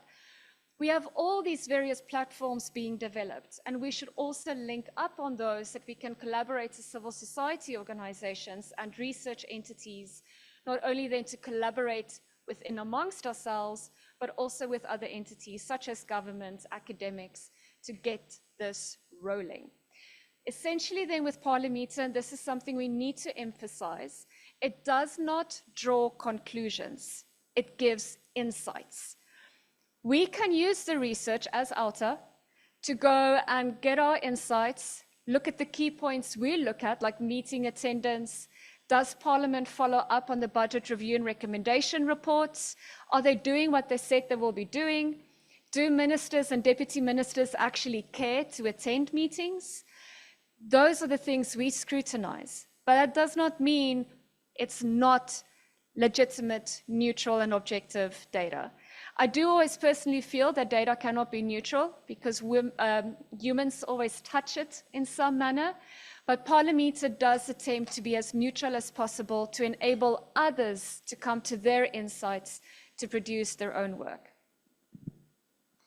A lot has been said about us already, so how ParliMeter wants to increase public engagement with Parliament and government, and all these states of government require public participation and meaningful public participation, as you said, Galib. But public participation is a two-way street. As OUTA, we have consistently and relentlessly indicated to Parliament, you need to engage more with the public. We have a representative here of Parliament's public participation section, and that reminds us why, even though we can put pressure on Parliament, us as citizens also have the responsibility to go out and engage with Parliament ourselves. We can't just sit back, not make commentary on bills, as you said, Mbali. We can make submissions. We ought to make submissions. The Public Education Office of Parliament regularly goes to local communities to engage in activities and workshops to educate the public in local languages. But if we see those notices do go out, do we ever attend? Do we engage? Do we interact with Parliament? So we need to bring back this responsibility towards ourselves. Transparency to improve, we've covered that, but then most importantly, evidence-based advocacy. We can't just make a lot of noise but then not have it be substantial. Action in motion was adequately covered by Open Up. These are the features that you can see currently in the dashboard. I've given you the URL just in case you can't remember, www.parlimeter.org. Please know that this was not developed for mobile purposes. If you go and Google on your phone now, or Firefox, or Safari for the Apple people in here, you'll see the home screen is beautiful and it works and it flows very well. And I mean, I'm prejudiced, but it's a pretty site. However, with the data, the build tracker, the MP attendance, the committee meetings, and all those other features are best for desktop display purposes, because you need to zoom into the data, you can zoom out, you can select various other streams that you want to collate. So we do kindly request that you play around on your desktop, else if you're using a smaller screen, it might become frustrating. But remember, it also wasn't the purpose. This is a tool to be used for research, engagement, and evidence-based advocacy. Thank you, Sam. There are many, many prompts here for a call to action, okay? You can do what we do as HALTA. We do our research, we get whistleblower reports, we have investigators that go out and engage and scrutinize the information that we receive. We have a team of researchers with us as well. You give us texts. They like Excels, we like books. We like 200-page word things that we can write and read up and produce. But we also have legal support. So we have this team that can take different angles and then take it further, get the citizens involved. We want an active citizenry, but we also want to call those in power to account when we find there has been maladministration and corruption. But you can also engage, we can collaborate. Let us not be islands, we should not be functioning as silos. None of us are enemies of the state and for the state. We are here collaboratively, and we should take that forward in this process, not just with ParliMeter, but outside this venue to continue on with these networks. We take programs to implement it and follow through. As I mentioned with our poor research, we're not just doing this website and then having it there sitting pretty. We are going to be using the data that our partners are capturing from PMG's side to feed into our own research. And ParliMeter is also going out into communities to do training workshops. We've already had 4 workshops at universities in Gauteng and Western Cape to reach out to students. Next up, we're going to local communities and expand that scope that we have. So it's not just the tech side, it's not just the research side, it's not just the lovely engagement with media and other CSOs and like-minded entities, but it's also engaging with citizens and the public, to those who will be coming back to the unemployment, the inequality, and the poverty, to grassroots communities that are impacted by this on a daily basis. And we also want to collect feedback.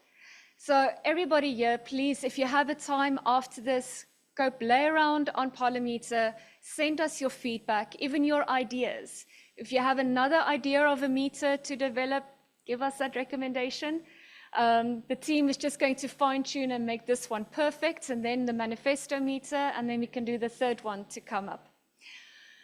I want to end with a quote, as you do, by Alexis de Tocqueville, which I think was really good for the purposes even of this event, and bearing in mind global events happening to countries and democracies worldwide, impacting citizens, and it comes back to the responsibility we must take upon ourselves.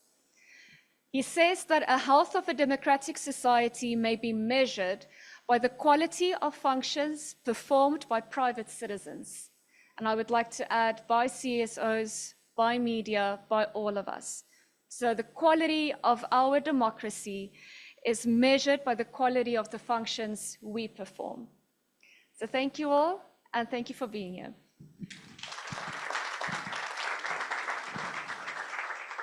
Thank you so much, Rachel. I'm going to give you guys a 3 minutes, just stand up break, get some water or anything, just 3 minutes. And then when we come back, we're going to have the panel discussion. All right, welcome back, everyone. Thank you so much. We're going to move into our panel discussion. I will moderate. I have a few things that I think I'd like to know, certainly. But I will also make sure that there's going to be enough time so that you all get to ask your questions. Sam, I'm not sure, are people asking also online?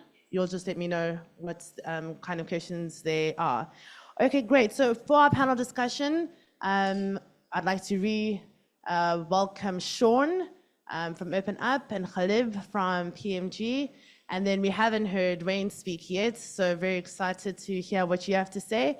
If I could all just invite you to the front now, please. Thank you. Okay, so I'm going to start with the first question. I mean, we know South Africans, this is one we love knowing about, where does the money come from? And I mean, you've said that it's funded primarily by the EU. And again, knowing our country, people are going to talk about, well, you know, are there any agendas behind that? Why are they so interested in making our democracy so transparent? What's in it for them? And, you know, do you want to tell us what this kind of project costs? I mean, you're welcome not to tell us that, but I think it's important for the sake of transparency to also understand why the EU, what has happened, what was the discussion leading up to that about wanting to fund this kind of thing. Wayne, I'll give you that question. Thank you very much. Yeah, so when the EU put out applications for enhancing democracy and transparency projects, our team felt it was good to put forward a motivation, find two rightful or the best partners with us, because they want to ensure that you do this in collaboration with others. A very good idea. And we put in a bid for, I think it was about 16 million rand, of which we have to pick up 20% of. So it's not free to us. So we got the funding for it's a 2.5-year project. And Open Up and PMG have to pick up their 20% as well. So it's a cost to them. But it's a worthwhile cost. So 80% of it does come from the EU. They scrutinized this. I must say it was a very thorough and quite complex application. Just having the audit done now for the first year, which ended in December, the auditors charged us 90,000 rand for a very, very thorough audit, because the EU insists that the financial hygiene is there, as well as the deliverables. So we just finished that, and that came through with flying colors, and thanks to PMG and Open Up, because the record keeping is very important. So yeah, we're very transparent about that, and yeah, it's going to cost all in all the EU 14 million rand at about 16.5 for us, in total, yeah. Thanks. Do we have any more mics? No. Oh, roving. Okay, cool, no problem. I'm interested. I mean, you've said what the ParliMeter can do now. Sean and Khalib, anyone can take this question. Sort of, you know, track member bills and parliamentary attendance. But there's so much else that we still need to be able to have in terms of information to be able to hold our public representatives accountable. And I'm interested just maybe in what are the future sort of features that you're thinking you could also put on the ParliMeter. I think that, yeah, there's some interesting ones that have even come up in this particular discussion around some of the stuff that we'd like to see tracked, but I'd be interested what you guys are thinking of going forward. Is this working? Yeah, there's kind of two criteria for something to go onto ParliMeter. The first is, you know, does it align with the objectives of the tool? We've spoken about a lot of things, and there's some interesting stuff like the, what was Rachel's idea? The manifesto meter. So there's lots of cool things that can be tangential to ParliMeter, but don't make sense within ParliMeter. We've spoken about a lot of stuff, and we've done a lot of brainstorming. Some stuff makes more sense to go onto the PMG website or onto the PA website. So it has to be the right thing for the dashboard. It's got to be about oversight and accountability. It doesn't mean we can't build something that uses data from ParliMeter as well. Everything's open.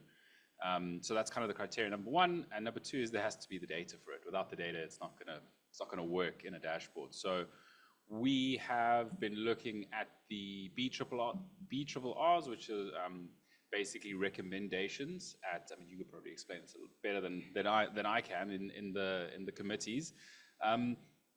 But I think overall, in terms of features and what we want to do in the future, and Wayne always has a lot of good ideas that he comes, can we do this, can we do that, is can we cut to the heart of real oversight and accountability? I know attendance is interesting and there is data for it. We get a lot of pushback on, oh, but you said this one was late, but this is what do you call late? And that's fine. But cutting to the heart of actual performance of MPs is more about their engagement in plenary, their engagement in committees, what are they answering questions to, those kinds of things.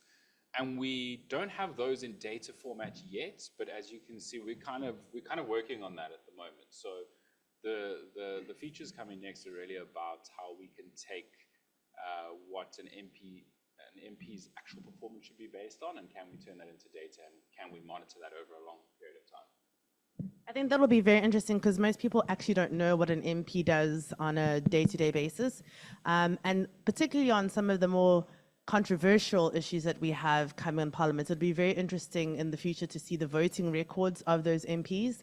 I think definitely in our country's history, there's been a number of bills that have been passed that our parliamentarians then turned around, and we didn't have the data at the time to say, you know, how did people, unless it was a 3-line whip or something like that. So I think that that's going to be very interesting. Sorry, just add to that. So yes, voting is definitely something we have looked at, but as I mentioned, you'll see on the website, there's a recommendations menu item. And that's where we are kind of logging these suggested features. Not all of them are features. Some of them are actions and activities that we can take, but features and data sets and stuff to come in are all there. So you'll see what we're looking at, and you can also suggest stuff that people are interested in. Great. Caleb, I mean, I'm still very interested in how you guys do the monitoring. Everyone knows that Parliament is the people's house, so you can actually go there. You can sit on a committee. Most people don't. I mean, we have jobs and stuff, so thank you for that. But I'm interested what actually happens. And then, you know, is there in future, although Parliament is already huge, the potential for even the legislatures? I mean, I served in the KZN legislature, and I would tell you for free, that legislature is probably the most interesting to watch of any, including Parliament. But again, because it's not Parliament, I think people kind of miss it, and a lot of action goes down there.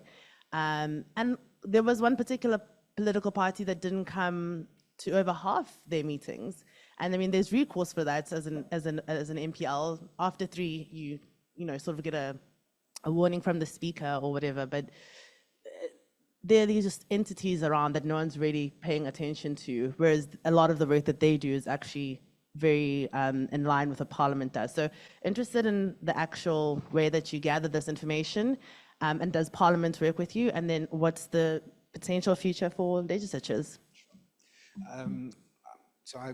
Before I come to that, there are just 2 other things on your previous question that I wanted to maybe flag. So questions. So the written questions that MPs ask in committees would be one of those things. Yeah, so just tracking the questions, but we already saw that not all questions are there, and so that I think would be one of the things to develop.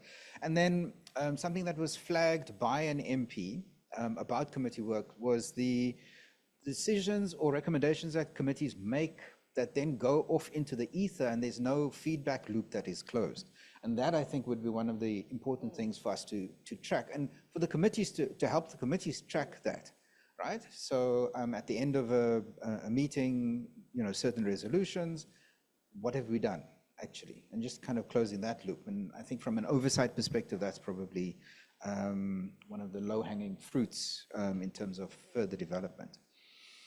In terms of the other question about monitoring, yeah, it's a mammoth task. And the strength has been that our monitors, the core of monitors, have been drawn from students and retirees, etc. So, so these are people with an interest in the subject matter very often, and so being part of PMG has been one way of creating active citizens, because they've then gone on professionally also many of them into Parliament or politics or legal. In fact, one of the legal advisors to Parliament was formerly a PMG person, monitor. So that's really important for us, that we're very targeted at growing the youth cadre of people who are interested in democracy and the political landscape. With regard to the provincial level, that's been on our agenda for a long time. But we won't, I don't think, be able to replicate what we're able to do at the national level. And so the legislatures feel like the second cousins, right? And then let's not even get to municipalities, right? They're supposed to be co-equal spheres of government, but we don't give them as much love. What I think can happen, and certainly something that we're busy talking about, is certainly from helping legislatures maybe look at their own performance. In another project, we're looking at there's an Africa Open Parliament Index, so fitting into the OGP. And already we've been approached by the Western Cape legislature to say, can we do this indexing of our own performance? And so I think there's possibilities for a tool even like ParliMeter to then roll out into provincial legislatures as a small, next step. I think the appetite is there, but what we've also found, where we've started to make overtures, is that because legislatures are not used to citizens coming in, they don't have the infrastructure necessarily set up to be able to just go in, drop into a committee meeting, or even when the House is sitting. So there are those obstacles to overcome. Cool. Wayne, I think, we've already said quite a lot about what OUTA does. I think there's a lot that you're going to be able to use from ParliMeter. I'm interested because you must get a lot of whistleblowing, a lot of corruption, what the criteria then becomes for OUTA into which cases you actually pursue. Just given everything, there's a R1 billion report that's been done with a lot of things that could be pursued. So I think it would be interesting just to hear that from an OUTA's perspective. It's not really about ParliMeter, but this is very interesting to know, I think. Yeah, look, there's no shortage of work for OUTA when it comes to tackling corruption and maladministration. So we've got a whistleblower site. It's a very confidential one. People can engage with us confidentially, upload information. And what Stefanie and her team do is go through that information. And we've got to make sure that it is sound, that it is valid, that it's substantive, and that there's actual facts there for us to challenge and within our mandate. And then we have our entire EXCO meeting on a Monday. We have a full morning. We dedicate an hour or more to project evaluation and approvals and closures as well. And it's quite a in-depth process that we follow. The hardest thing for us is to turn away big projects of millions and millions of rands where you can see there's corruption. You can never tell until you go deep into it, just because we are tight on resources. This is all about people. It's about investigators, researchers, and we follow a very stringent methodology. We get the facts, and then we engage the powers. We give them an opportunity to explain. Maybe we've got it wrong. Maybe they want to answer. In fact, every now and then we see quick action by the authorities to correct the matter. We'd love that to happen all the time, but it doesn't. Most of the time it's not. We get fobbed off, and then we start the third step, which is exposure, mobilizing, and then being prepared to go to court, to go legal on these matters. Not everything gets there. Out of our 317 projects over the last 7 years, only about 25 we've had to go to court. And a lot of that is just for information. And coming back to what ParliMeter is all about, we always said transparency is the enemy of corruption and inefficiencies. And the more we can make things transparent and shine the light on on these issues, the quicker it gets to resolution. I just want to say one thing. I mean, Khalib, the PMG work is just incredible. I think it needs to get into all legislatures in the provinces because, and I'm glad to see Western Cape Provincial Legislature is looking at this, because they can set the scene and the milestones, and then we can put pressure on Gauteng and KZN. Why aren't you doing the same? In fact, we need this at local government level. In the city of Johannesburg, which is collapsing by the day, one of the things that we are looking at and engaging with potential funders is to have a PMG-style oversight on the council in Johannesburg. It's because it all starts there. And you know, when we present this notion and this thought to business, because it's got to be funded by someone. You know, everybody likes the fact that civil society does this work, but they don't realize we can't do it in thin air, and we can't always do it with volunteers. We need to appoint people full time. And they don't get their minds around the fact that if we were monitoring and present at every council meeting, tracking decisions, shining the light on the inefficiencies, you start to change behavior. So it's so critical. And I think we need a PMG style at local government as well, certainly in the big metros. I think that's also a great challenge to civil society, because if it could come together for something like that, particularly for business, to help fund some, then we could actually see some real action. I mean, they've just come together for the Banopela ECD, and I was at a breakfast where I think they raised about 30 million just from that breakfast from the rest of business around that had come. So I think it's possible, and I think that if that's something that we think is important, and I think it's long overdue, particularly at a municipal level, then civil society, and you guys can lead this, because we have a lot of work, should convene and get that to be on the agenda. I mean, eThekwini municipality hasn't been meeting in their council for the past almost 5 years. That's an entire term, because the ceiling collapsed in City Hall, and so spends 300,000 a meeting to be at the ICC, which is insane. But I mean, you have to be pretty much a nerd to kind of understand these things and get there. But this is exactly what we should be exposing. It can't take that long to build a ceiling. I got 2 questions here for you, Sean, from people that are asking just on more sort of tech-related stuff. One is, it's a tool for engagement, but could it be a tool that could be hijacked? I'm guessing that they mean maybe hack the sites. I'm not sure why that would be a thing, but maybe. And then also, what kind of user testing have you done? I think Rachel might answer this, but please, for the people that are asking. To the first question, I think any database, any website can be hacked. We do make backups. We do have a backup of the data. We've been working with the PMG side for a long time now, and we kind of run their back end as well. And we put in as many measures as there is as possible to keep it safe and secure. Never say never, but yeah, we do our best. Khalib, in 5-10 years, Wayne's talked about this being able to change behavior. So we all have spoken ad nauseum that we want more public participation, citizen engaging with all of this information.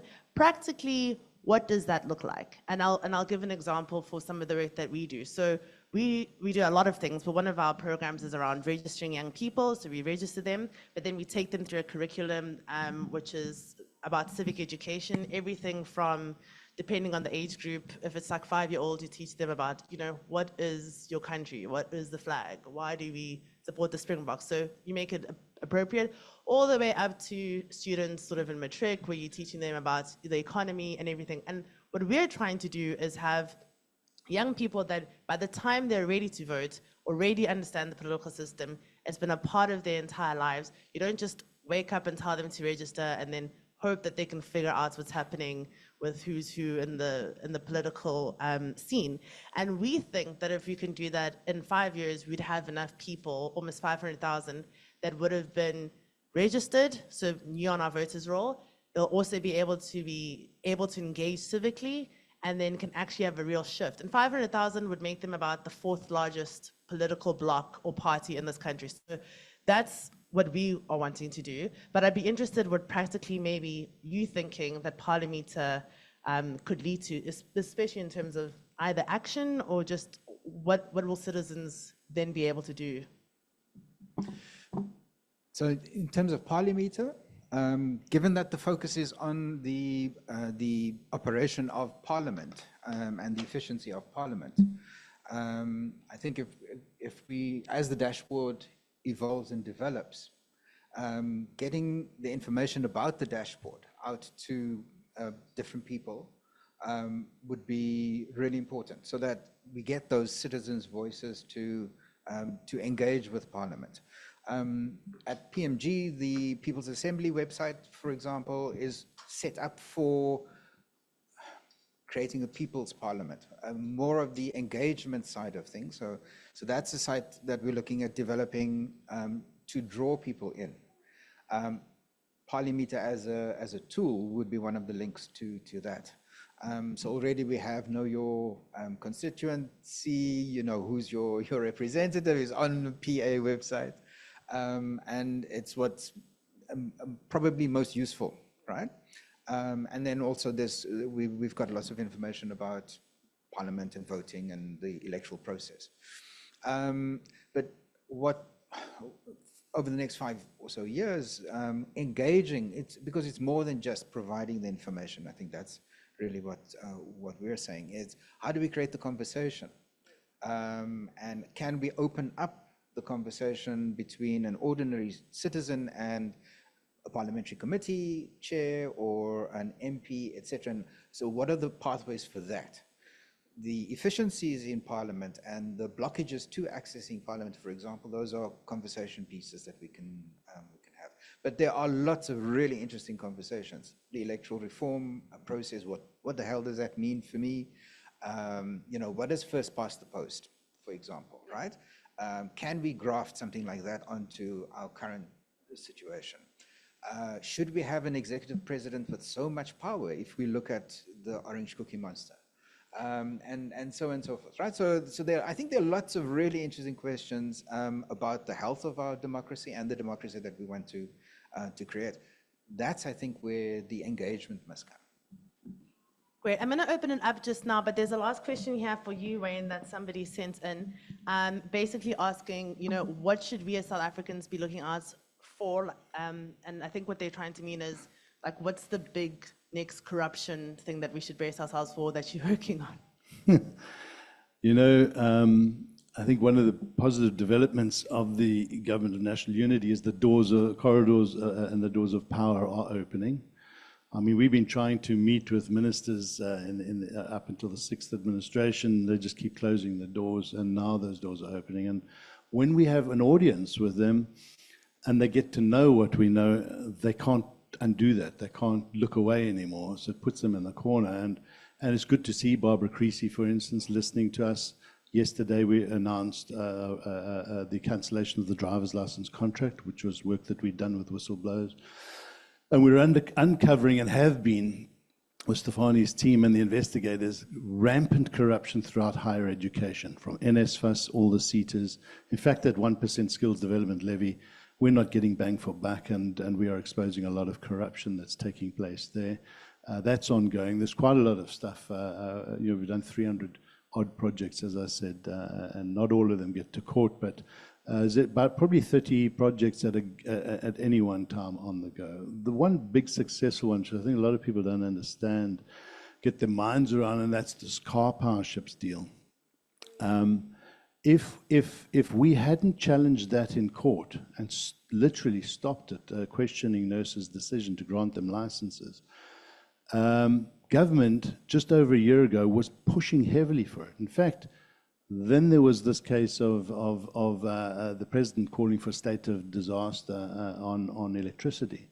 Remember, we were still in full load shedding then, and it was to try and shoe in something like a car power ships, which is only going to give us 1,200 megawatts of electricity through 3 ships parked in our harbors, but we would have been locked into a 20-year deal at 4 times the price of our current electricity. Now imagine where there's no load shedding now, that we were compelled to buy that electricity for 20 years at that price. And that's the type of thing that we're able to do as civil society to stop the projects. And there's going to be a lot more of that going forward. I also just want to say, and to your point, Khalib, where PMG was started out by 3 entities, ParliMeter started now by 3 entities. We're not going to own it. at the end of this 2.5 years, we need to launch ParliMeter into its own NGO. It needs to have its own board, and it needs to move forward. We'll probably be involved with it. We will sit on the board, but we need to bring other partners in and stakeholders and make sure that it is a robust entity that has a long life, so that if Arto or not here or Open Up's not here, this thing continues into the future. And that's our plan. We don't want to hold on to it and think that we're going to own it. We're going to have to share it. Okay, Okay, I'm going to open up to everyone in the audience if there are any questions, and I'll ask Sam to go around with a roving mic. Yeah, just put up your hands and please just say who you are and where you're from, and then you can ask questions to any of our panelists. So,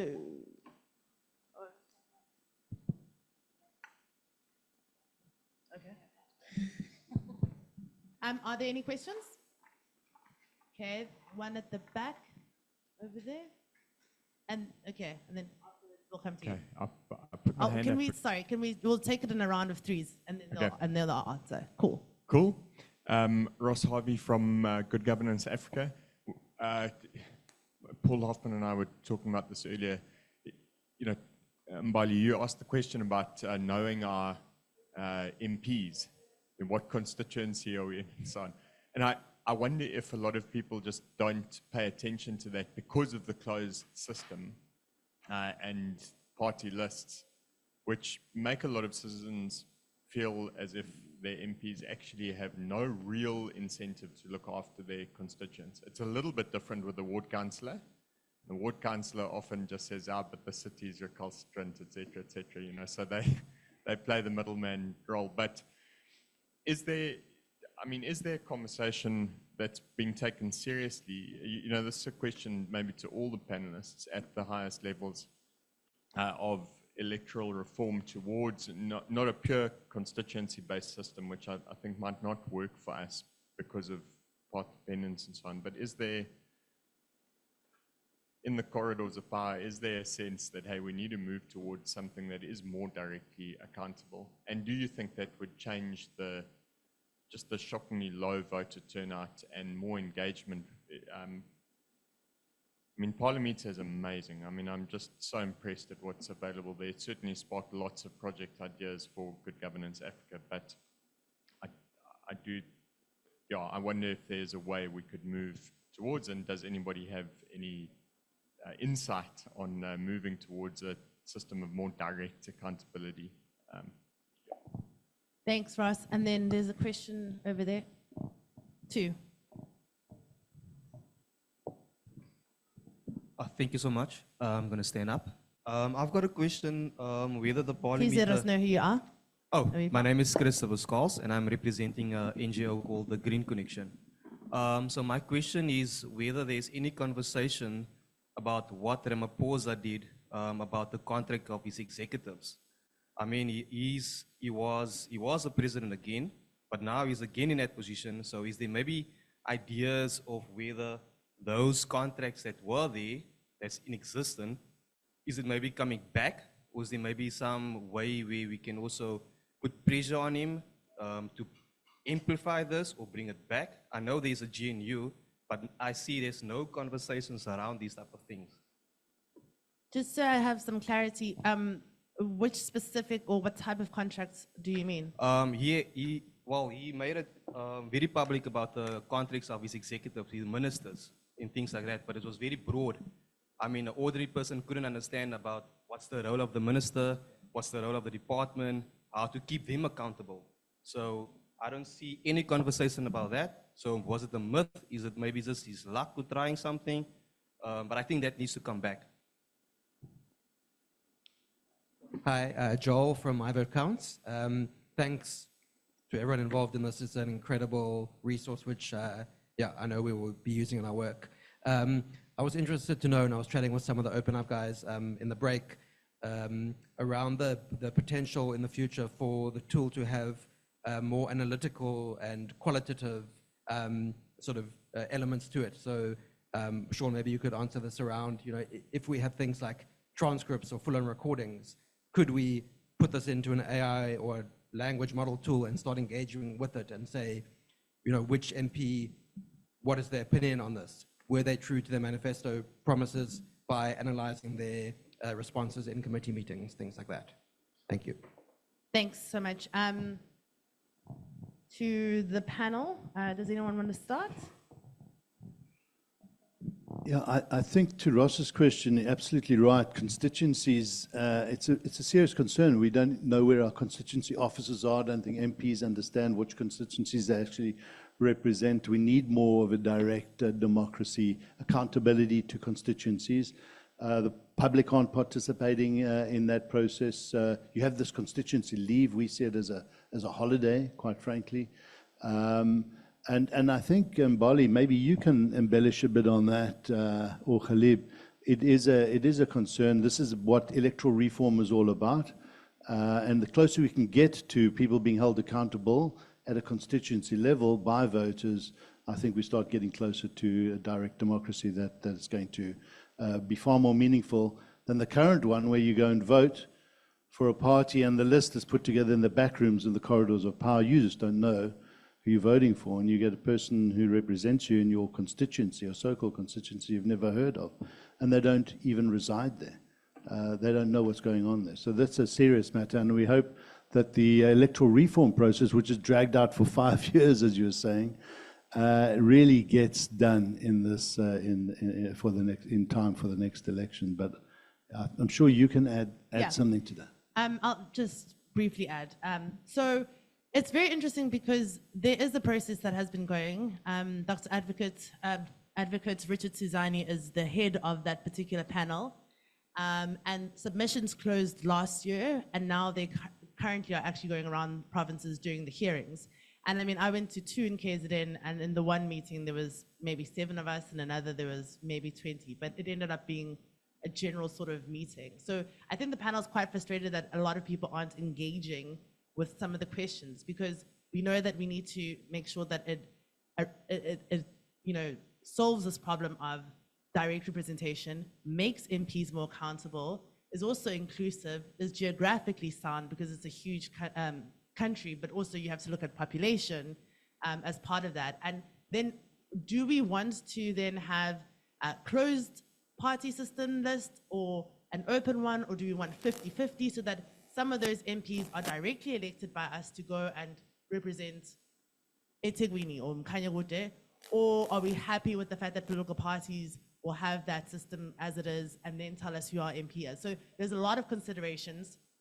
They have put out what is preliminary submissions that have been made. I think My Vote Counts did one, we did one. There's quite a number of civil societies. And like I was saying, for me, what really stood out was how many people wanted what is first past the post. So basically a winner takes all situation. And I think people aren't aware of what that could potentially do to our democracy. There's other things in there that people want, sort of quotas for young people or disabled people in parliament, or all kinds of things. So it's ongoing, and I think that only political parties are really taking it seriously because it affects them.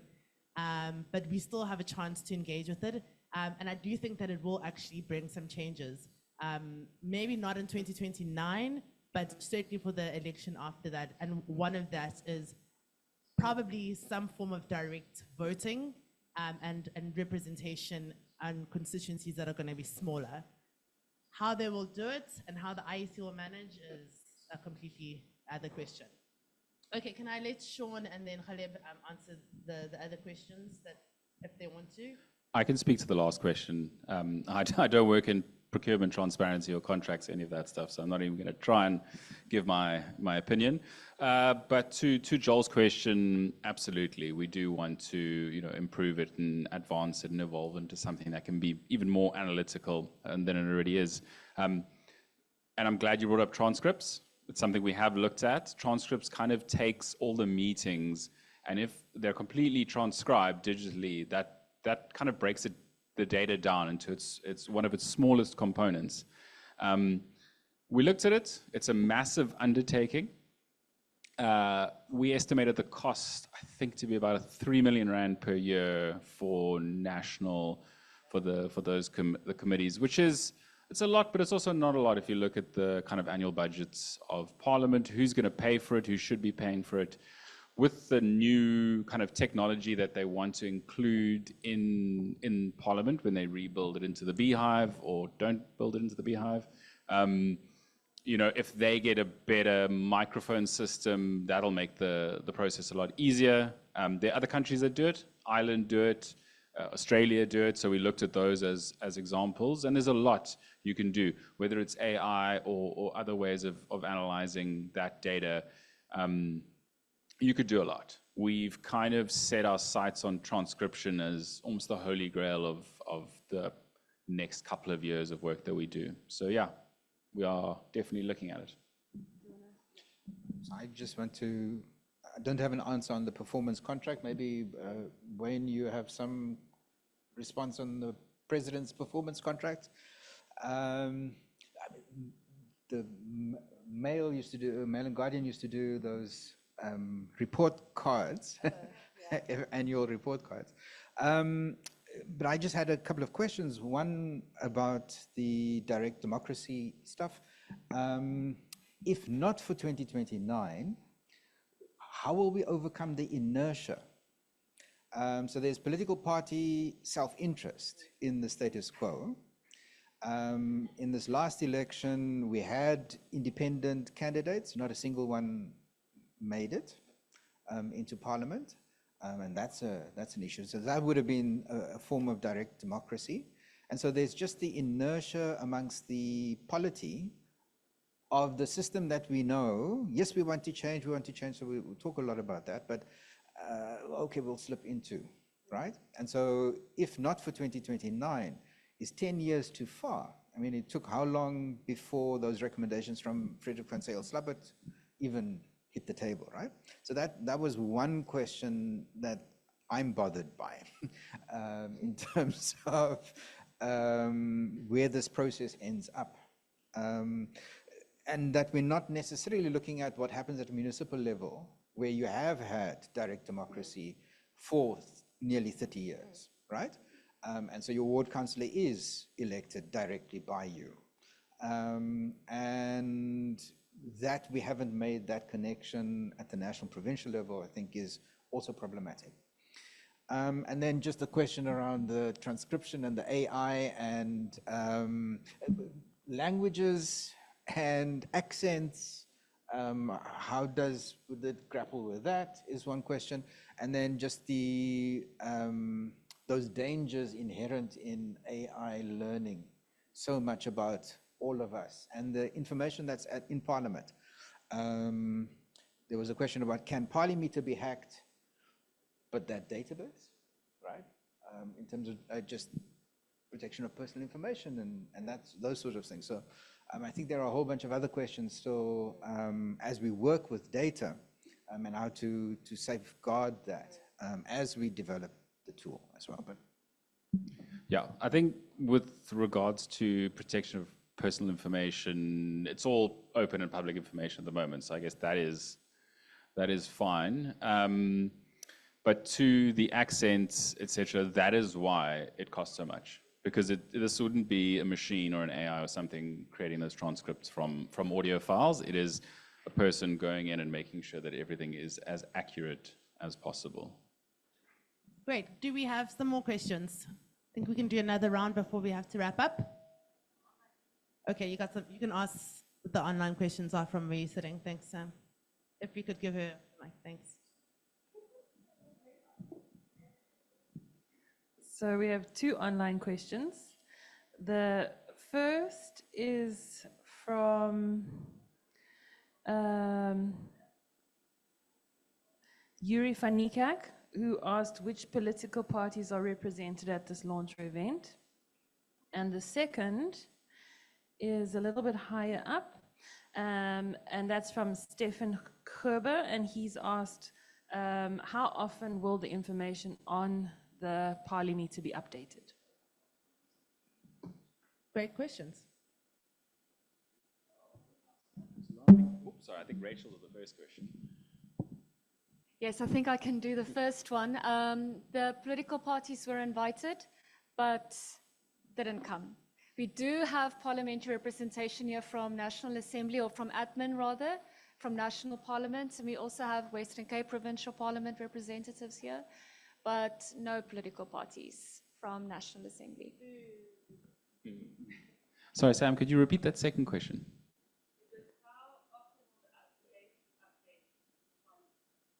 Basically in real time with PMG. So if it's PMG data, as soon as that's updated, it'll be updated. Currently not, but in the very short future, that should be it. If we use other data sources, I mean, we don't just want one source of data. We want to use multiple sources of data as kind of quickly, unless we're doing a lot of transformation of that data, it should be pretty much the same in real time, yeah. Okay, final question over there. Good morning, everyone. My name is Ndotana Hadebe. I'm the National Deputy Chairperson of the Civil Society Unmuted Coalition, launched in 2023. I realize that you also launched yours in 2022. So my question is about the sustainability of the ParliMeter. Do you have plans to keep it forever, or is it just going to be a short term just to monitor? Because I think it's going to need a lot of resources to sustain it. Though it's a great tool, now we don't have to ask questions. We just go to ParliMeter to check what they're doing, and we have answers. So my question is, can it be sustainable for longer, or do you have plans to keep it for longer? Thank you. Yeah, look, it would be crazy to spend this amount of money and have it temporarily. No, this is a long-term tool, just as PMG set out to do its work. This tool and this platform is here to stay. It is going to require resources, it's going to require people, it's going to have a website updated and continuous development. So this initial injection from the EU is to set it all up. There's a lot of people and teams and education and engagements that are taking place. That's the big cost, but thereafter it's about updating it. And that's why we said at the end of this 2.5 years, once we've done all the development, it should be set up as a separate non-profit entity, a public benefit organization, and we'll have to go out there and we will continue to obviously support it from OUTA's perspective, and I'm sure there'll be others. But as PMG is funded externally through, and there's a lot of interest, there will be a lot of role players and stakeholders that are going to want this to grow, remain alive, even Parliament themselves. Although we should never let Parliament or government ever own it and control it, because then it could be undone. So it needs to be owned and controlled and managed by civil society. But this is a long game. This is not a short-term initiative. This should be here forever, and it should roll out into provincial parliaments, and as I say, down into metros. Yeah. Thanks, Wayne. Before I obviously just thank everyone for coming, do any of the panelists want to just have any closing remarks or anything they want to say? You feeling good? Wayne? No? Great.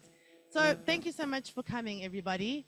I think, it's been said that this is the beginning. It's not the end. It's not for us to reach conclusions. It's going to be a tool that I'm sure is going to be incredibly invaluable for all of us.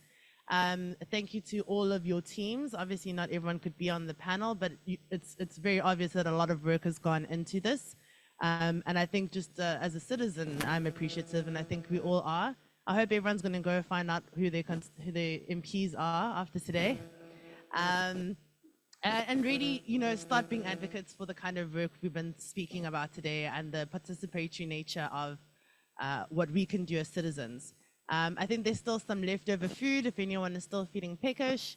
Thank you very much for coming, and we hope that this is also the start of engagements between all of our organizations going forward. Great.